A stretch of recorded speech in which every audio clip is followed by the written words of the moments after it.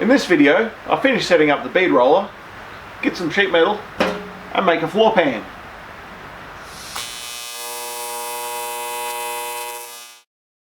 Alright, so back onto the bead roller. Now, this behemoth needs a little more support.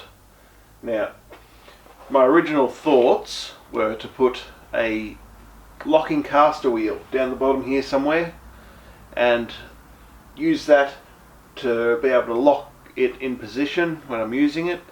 That will stop it from moving so much, and it will also support this pivot point on the wall. Now, I'm not the only one that thought that.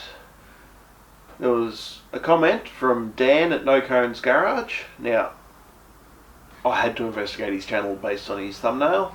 Now, he's building a car for the $2,000 challenge, and well, it's pretty awesome. It's a 1967 Subaru 360 turned into an LMP car.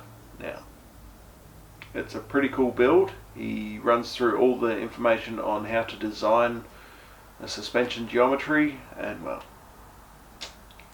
I subscribed, and I think he needs many more because he's doing some great stuff.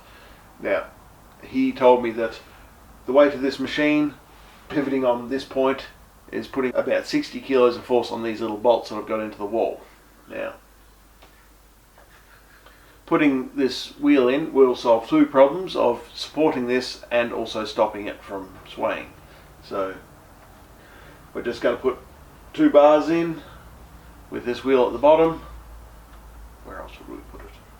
So we're just going to put 2 bars in and brace this up, and then I'll finish setting up the bead roller and see what we can roll with this beads.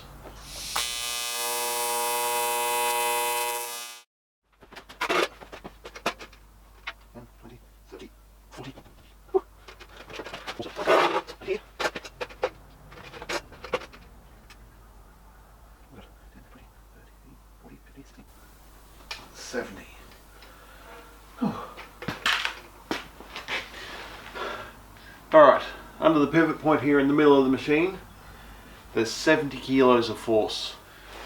Luckily this little caster is rated at 125, so should be right. Now I'll take the bathroom scales back before they get noticed.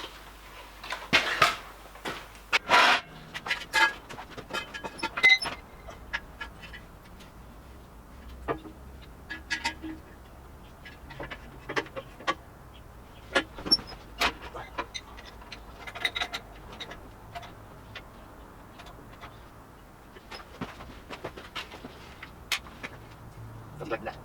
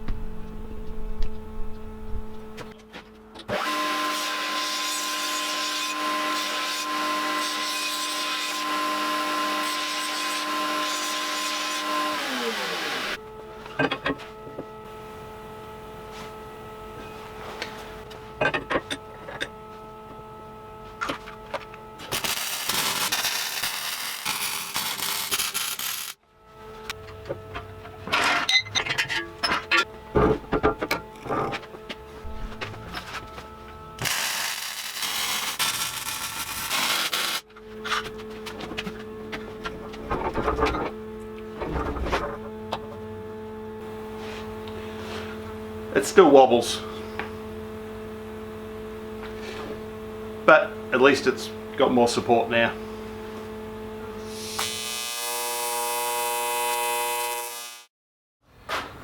Alright, so the machine came with the backstop and a table. So I'm going to fit the backstop up first, because then it can be slid all the way back here, out of the way, and the table will be on up this end. Now if I want to take the table off and use the backstop, there's 4 bolts, undo the bottom half of the bracket, and then it all just comes apart, and then this will slide into place. Now this has some big long stainless bolts go straight through, and they will be sitting on top of this frame. Now I didn't like that because it'll probably wear through the paint and rust, because I live in an area that rusts. So I've got these bits of stainless tube. That's a 6.5mm ID on the tube, so they'll fit over the 6mm bolts and should let it roll smoothly.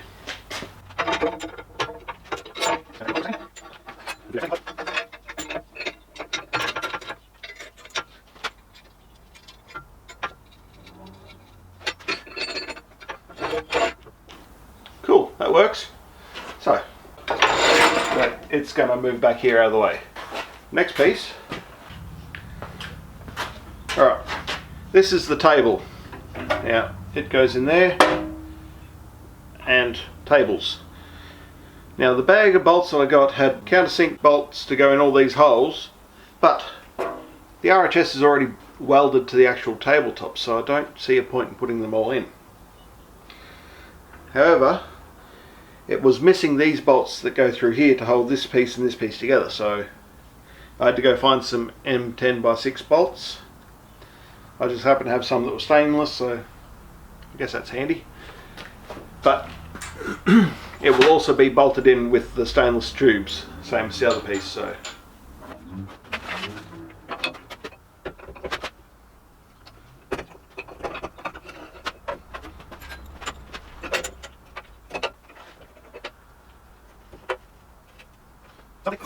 something like that.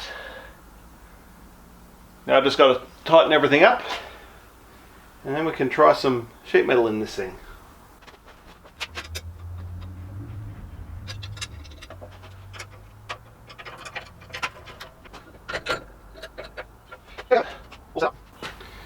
Let's put some dies on here and see what happens.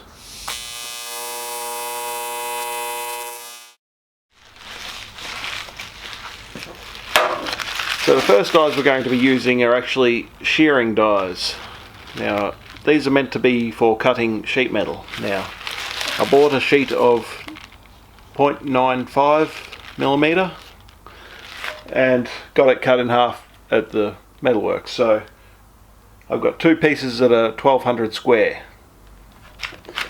Bit big to work with, so we're going to use the shearing dies first, cut one of the sheets down a bit, and then we'll change over and try something else.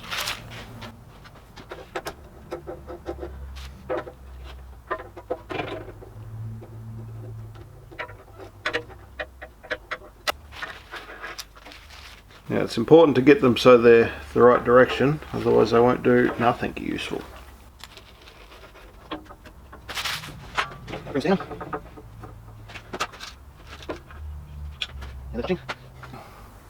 Alright, now the table deck is about 5mm below where the dies are contacting, so I reckon we'll start with it there and see how we go.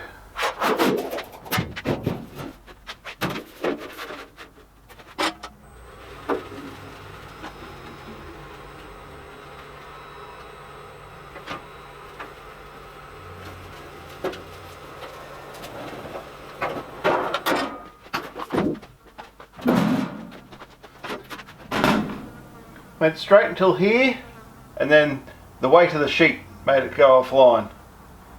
That's okay, most of the sheet's just going to get used as test pieces. Alright, another cut.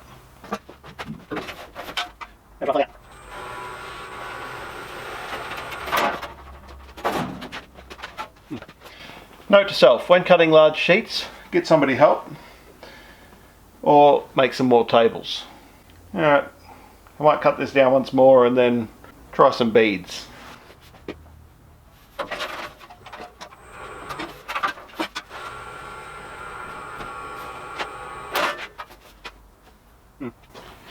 I think it prefers straight lines.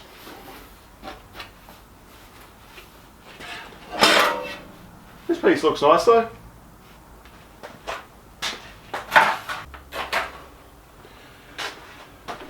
Alright, time to change out the dies and try something else.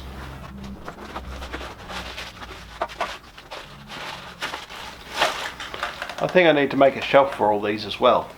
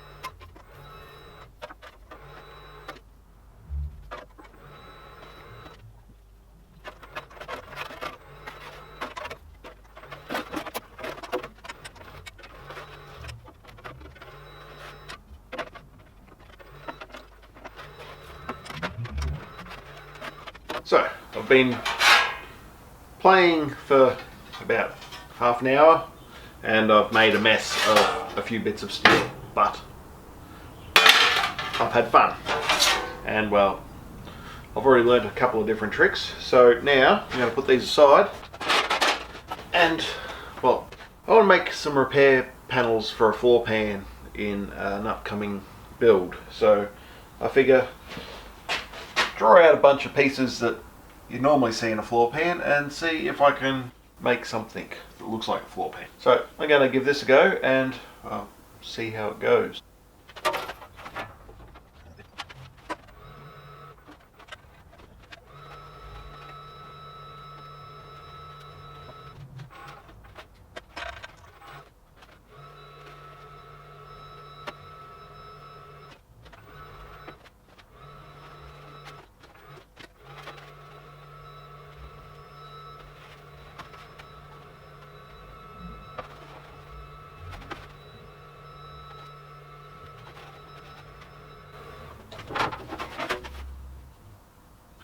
So far so good. A little bit of a warpage issue, but I will need to do some shrinking on this. Okay.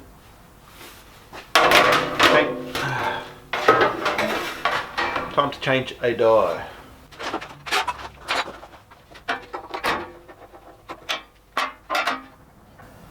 Now I'm not sure if you're meant to be able to do this, but if I take the spacer off and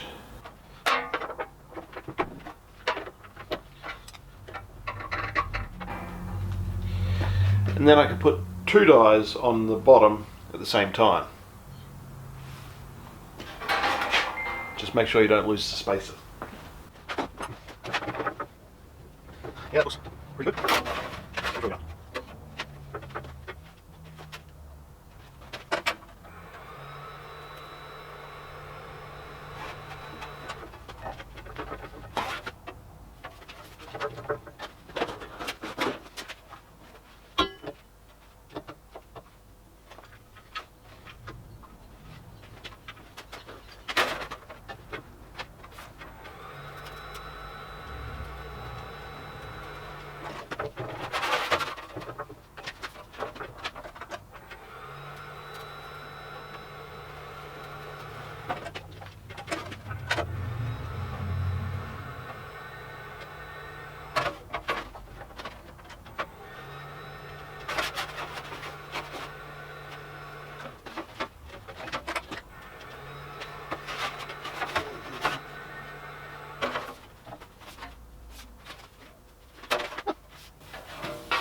would help if it had a variable speed foot controller. So yeah, there we go, one floor pan panel. Now this isn't actually for anything. It resembles a floor pan that I need to make, just this sort of shape and the runs coming out, but yeah, I'm pretty happy with that. Like I said before I started this, I've done about half an hour, so this is about 35 minutes worth of work to go from never bead rolling to making this. So I'm pretty happy with this machine, and there's plenty more to come. Now I'm going to make a little die out of a bit of solid steel that's got this shape in it, so I can put it underneath the panel and then use that as a dolly to hammer these pieces down to finish off the panel. Apart from that, this is probably going to get painted and hung on the wall as a first attempt. Quite a nice piece of art, I think. So yeah, that's it for this video.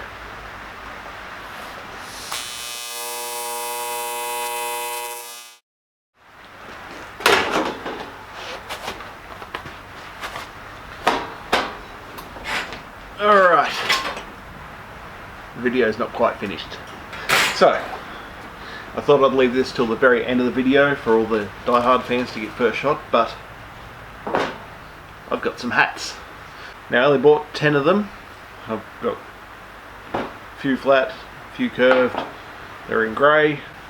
They're all snapbacks, so they should fit most heads, except for mine, because I've got a big head. Seriously, it's hard to find hats that fit. Anyway, they should be about $30, maybe $35 with postage. But if you want one, let me know on the Juscoz Customs Facebook page, and I'll set up a PayPal pay me for it. So yeah, we've got hats, and I can get more. If you want them in different colours, I could probably get them in different colours, but I just thought I'd get these first 10 as a sample. And well, yeah. So, this is actually the end of the video now. So, as always, customise everything.